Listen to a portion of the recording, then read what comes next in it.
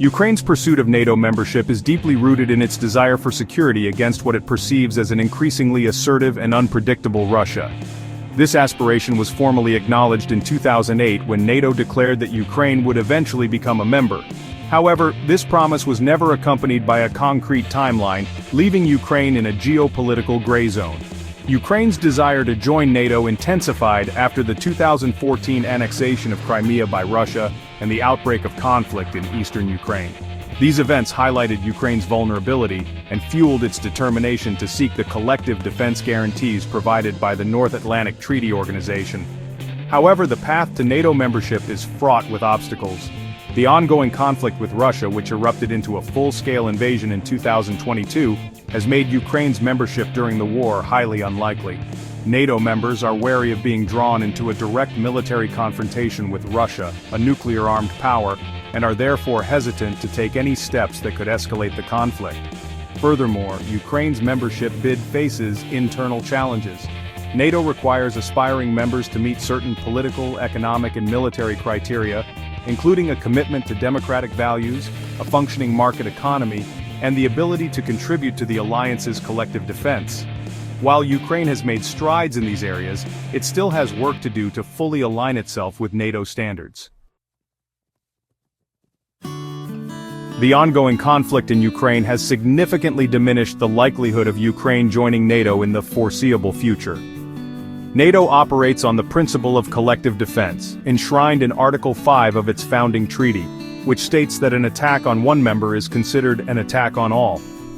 Admitting Ukraine into NATO while it is actively engaged in a conflict with Russia would automatically trigger Article 5, potentially leading to a wider European war. Moreover, Russia has made it abundantly clear that it views NATO expansion as a direct threat to its security interests. The Kremlin has repeatedly cited NATO's eastward expansion as one of the main justifications for its invasion of Ukraine. In fact, one of Russia's key demands for a ceasefire is a guarantee that Ukraine will never be allowed to join NATO. Given these circumstances, NATO members are exercising extreme caution. While they have provided Ukraine with substantial military and financial aid, they have stopped short of deploying NATO troops on Ukrainian soil or imposing a no-fly zone over the country.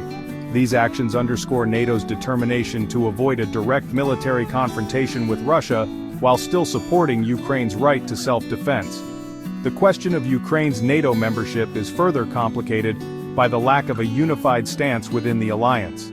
While some members, particularly those in Eastern Europe who share a border with Russia, strongly support Ukraine's bid, others, particularly in Western Europe, are more hesitant, fearing the potential consequences of escalating the conflict with Russia. This division within NATO makes it even more unlikely that Ukraine will be granted membership anytime soon. Former U.S. President Donald Trump's tenure was marked by a strained relationship with NATO and a skeptical view of U.S. military commitments abroad. Trump frequently criticized NATO allies for not meeting the alliance's defense spending target of 2% of their gross domestic product. He argued that the United States was shouldering a disproportionate share of the burden for European defense and called on European nations to contribute more. Trump's stance on NATO spending caused friction within the alliance, with some European leaders accusing him of undermining transatlantic unity. However, it also prompted some NATO members to increase their defense budgets, a trend that has continued even after Trump's departure from office. On the issue of Ukraine, the Trump administration adopted a contradictory approach. While Trump authorized the sale of Javelin anti-tank missiles to Ukraine, a move that drew criticism from Russia, his administration also withheld nearly $400 million in military aid to Ukraine in 2019, a decision that sparked a political controversy in the United States. Trump's personal views on Ukraine and its president, Volodymyr Zelensky, were also a source of controversy. Trump's first impeachment trial stemmed from allegations that he had pressured Zelensky to investigate his political rival, Joe Biden, in exchange for U.S. military aid. Trump's overall approach to NATO and Ukraine was characterized by a transactional view of international relations, a skepticism towards multilateral institutions, and a willingness to challenge long-standing U.S. foreign policy orthodoxies.